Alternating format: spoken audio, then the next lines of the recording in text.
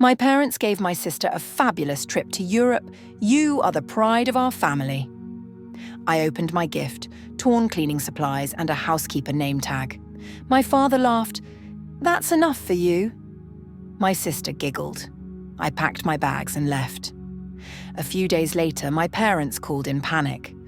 What happened next in the story? You must watch. My name is Sierra Carter, and I am 25 years old. This is my story. Before I tell my story, please subscribe to the channel. And from where are you watching? Do tell in the comment. Birthdays are supposed to be special, right? A day when you feel loved, celebrated, like you matter. I thought mine would be too. I should have known better. I sat at the dining table, excitement bubbling in my chest as I reached for my gift. My sister Emily had just unwrapped hers. A trip to Europe, first-class tickets, 5-star hotels, the whole dream package. Mum and Dad beamed at her, their eyes full of pride. You deserve this, sweetheart, my mother said, practically glowing. You are the pride of our family. Then it was my turn. I smiled, trying to ignore the way they barely glanced at me. I peeled away the wrapping paper, my fingers trembling slightly. Inside, I found cleaning supplies. Old, worn-out cleaning supplies, a tattered mop, a bottle of generic cleaner, and oh, the cherry on top, a cheap name tag with Housekeeper printed in bold letters. For a moment, I just stared, my mind refusing to process what I was looking at. Then my father chuckled. That should be enough for you. Emily burst into laughter. Oh, wow, that's perfect, she snickered, as if this was the funniest joke in the world. I swallowed the lump in my throat, my vision blurring. This wasn't a joke. This was what they thought of me. I forced myself to look up, to meet their eyes. Thank you, I said, voice steady. Then, without another word, I stood up, turned around, and walked straight to my room. If this was all I was worth to them, then they didn't deserve me, and I wasn't going to stay where I wasn't wanted. I sat on the edge of my bed, staring at the cleaning supplies dumped on my lap. My hands trembled as I gripped the cheap plastic spray bottle, my name tag resting beside it like a final insult. Housekeeper. That's all I was to them, not a daughter, not family, just someone meant to clean up after their mess. The laughter from the dining room still rang in my ears. My father's smug chuckle, my sister's giggles, my mother's silence, which somehow hurt the most. They really didn't care, not even enough to pretend. I took a deep breath, but it felt like I was suffocating. I couldn't stay here, not another second. I grabbed my suitcase from the closet and threw it open. Clothes, shoes, the few personal things that actually mattered to me, I stuffed them in as fast as I could. My fingers shook, but I kept going. Every item I packed felt like another step away from them, another step toward something better. When I dragged my suitcase into the hallway, I half expected someone to stop me. Maybe my mum would finally say something. Maybe my dad would demand to know where I was going. But no, they barely even looked up. Emily smirked. Oh, come on, don't be so dramatic. Dramatic? Dramatic? I clenched my jaw and tightened my grip on the suitcase handle. You don't have to worry about me anymore, I said, my voice stronger than I felt. I won't be your problem ever again, my father scoffed. My mother sighed like I was exhausting, but no one stopped me. That's when I knew I was making the right choice. I walked to the door, opened it, and stepped outside. The cold air hit my face, shocking and sharp, but freeing. The moment the door shut behind me, something inside me shifted. I wasn't running away. I was leaving them behind, and one day they would regret it. The night I left home, I had nowhere to go, no backup plan, no safety net. Just a suitcase, a few crumpled bills in my pocket, and a heart full of anger. I wandered the streets for hours, too stubborn to turn back, too lost to know where I was heading. By morning, exhaustion hit me like a brick. My stomach growled, my legs ached, and reality settled in. I had to find work, fast. That's how I ended up at the front desk of the Regal Heights Hotel, standing in front of a polished woman in a crisp blazer. "Experience?" she asked, barely glancing up from her computer. I thought about the years I spent cleaning up after my family, the laundry, the dishes, the endless scrubbing while my sister lived like a princess. "Plenty," I answered. She sighed and handed me a uniform. "Housekeeping starts tomorrow. Don't be late." And just like that, I became exactly what my parents said I was: a housekeeper. But this time, it was on my terms. The work was brutal. 8-hour shifts turned into 12. My feet throbbed, my hands blistered, and by the end of each day, my body begged for rest. But I kept going. I scrubbed floors until they shined, changed sheets with lightning speed, and made sure no one ever had a reason to complain. Every paycheck I saved. No new clothes, no nights out.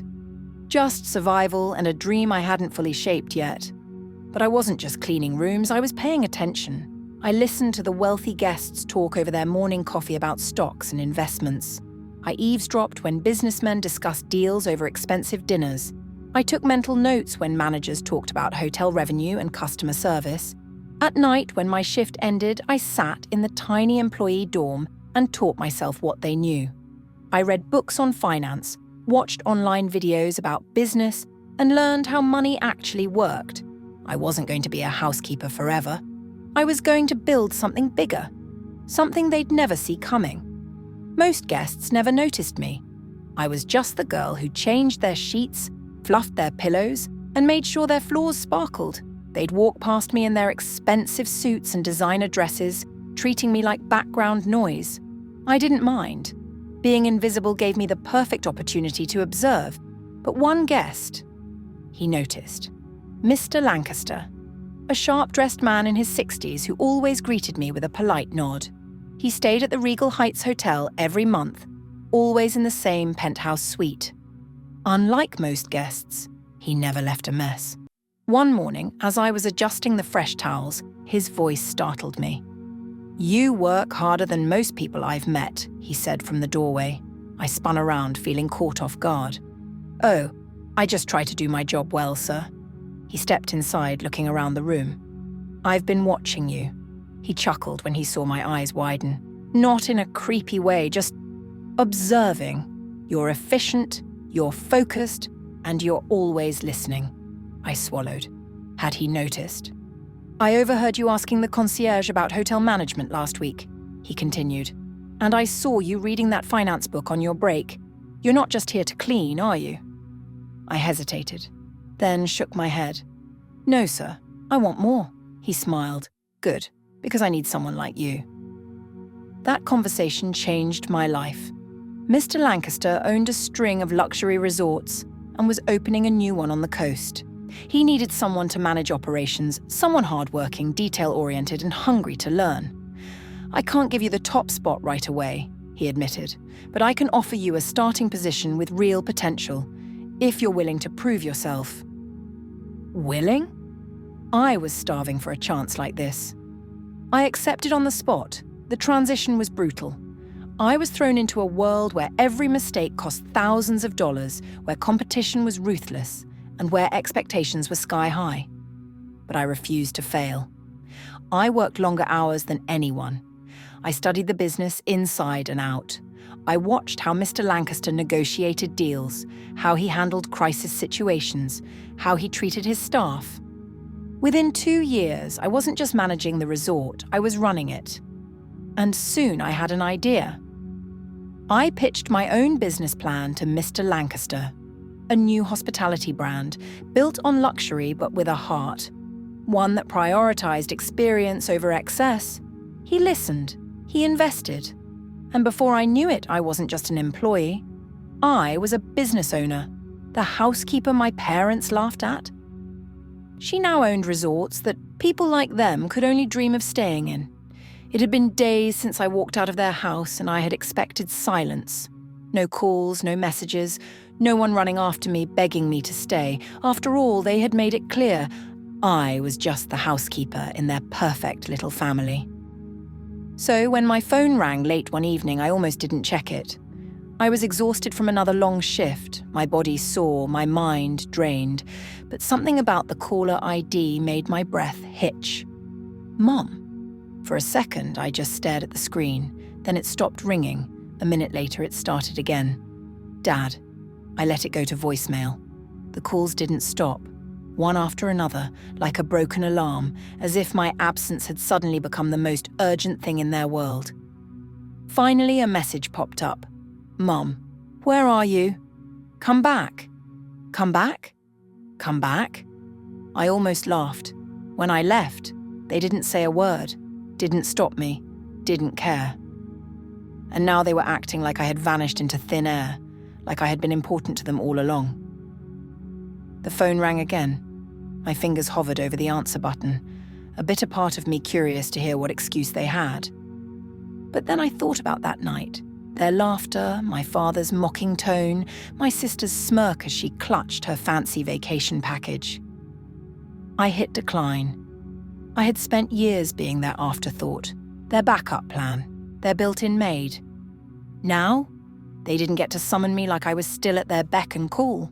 I tossed my phone onto the bed, took a deep breath, and turned my attention back to my notes. Another late-night study session. Another step toward my new future.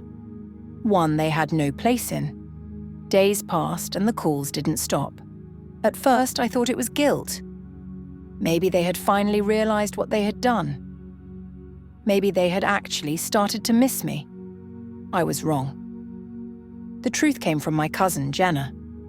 We weren't particularly close, but she had always been the only one in the family who treated me like a person, not a servant. So when she sent me a message out of nowhere saying, "We need to talk. Call me," I hesitated, but eventually dialed her number. She answered on the first ring. "Sierra, oh my God, you have no idea what's happening," she blurted, barely taking a breath. "Your parents, they're screwed." I sat up straighter. "What do you mean?" she sighed. "The business, it's falling apart. They lost a huge contract, and now they're drowning in debt. And that fancy trip they sent Emily on? A total disaster. She blew through so much money, I don't even think they realized how much until it was too late." I blinked, processing her words. "So? That's why they're calling me?" Jenna hesitated. "They want you to fix it." I laughed, actually laughed.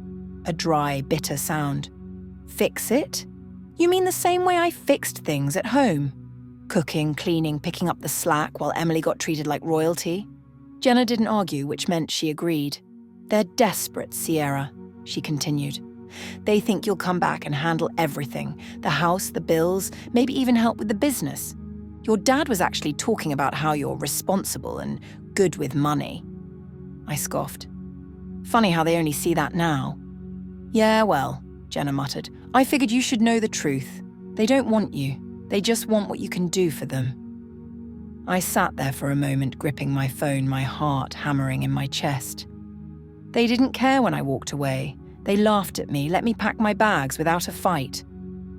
But now that their world was crashing down, suddenly I was worth something. Not as a daughter, not as family, as a tool. I exhaled slowly, my anger simmering into something colder. "They made their choice, Jenna," I said. "Now I'm making mine." I wasn't going back. Not now. Not ever. I never planned to go back. Not after the way they treated me. Not after they threw me away like I was nothing.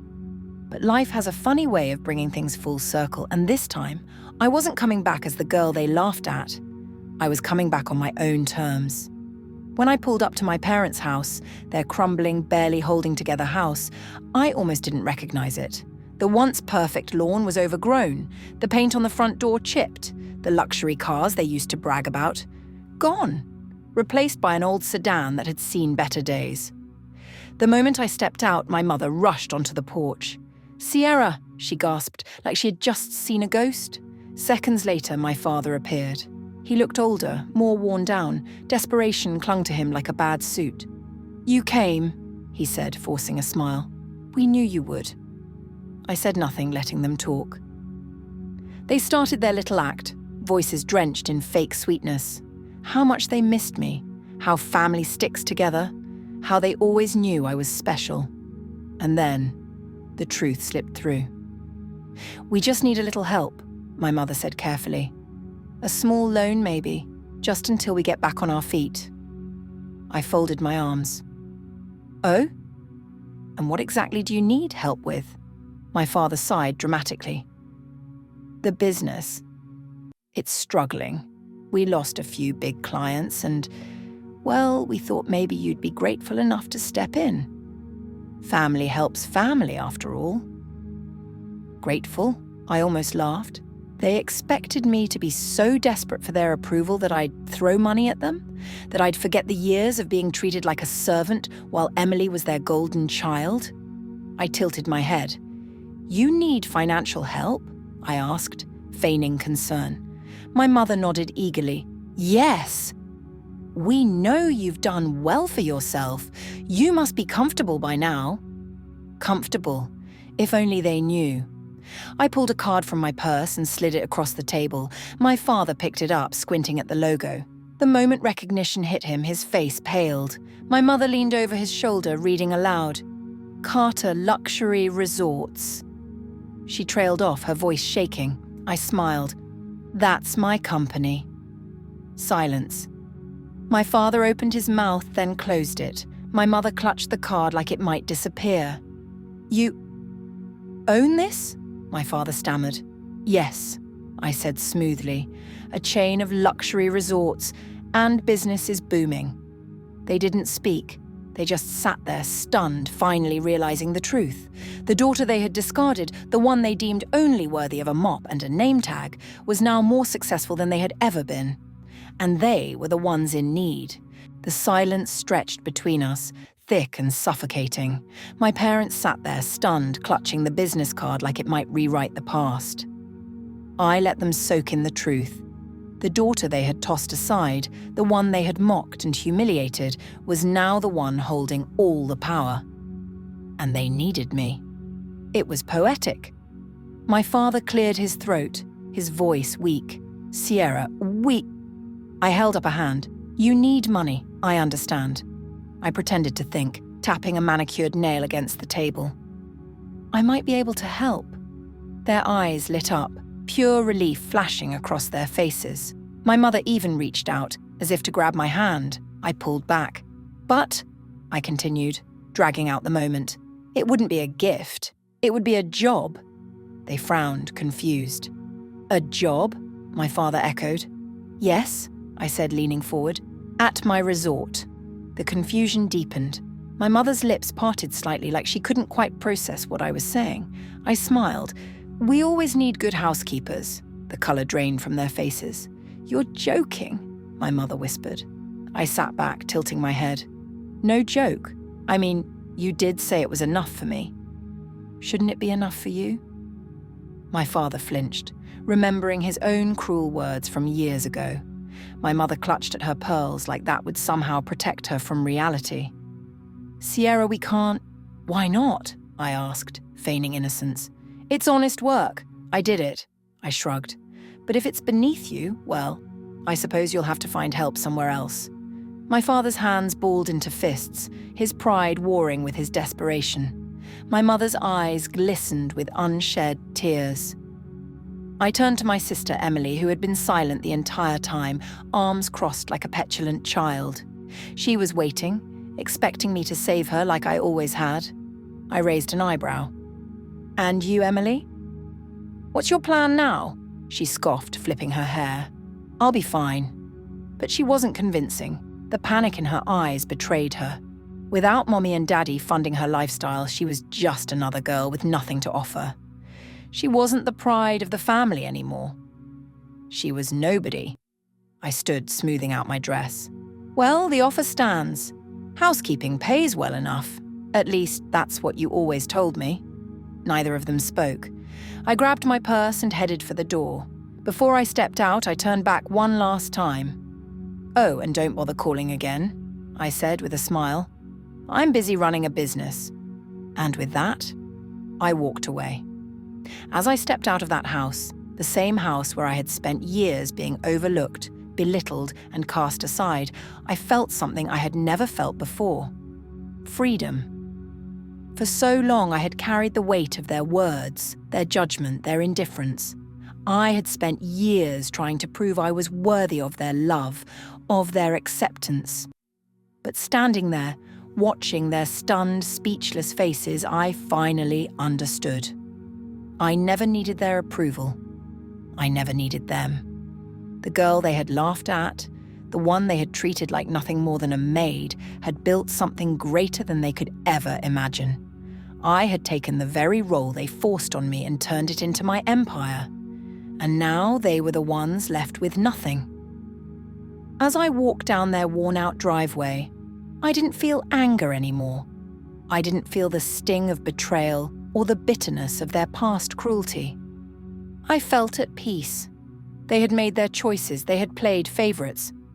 They had pushed me down, thinking I would never rise. But I did. Not because of them, not to spite them, but for me. I climbed into my sleek black car, one they never would have imagined me driving, and shut the door. The house, my parents, my sister, it was all behind me now, a chapter that had finally come to an end. I pulled out my phone and opened an email from my team. Another resort deal finalized, another expansion on the horizon. My future was waiting, and it was brighter than I ever dreamed. I smiled to myself as I started the engine. I didn't owe them anything. Not love, not loyalty, not even a second glance. And as I drove away, I knew one thing for certain: I was finally free.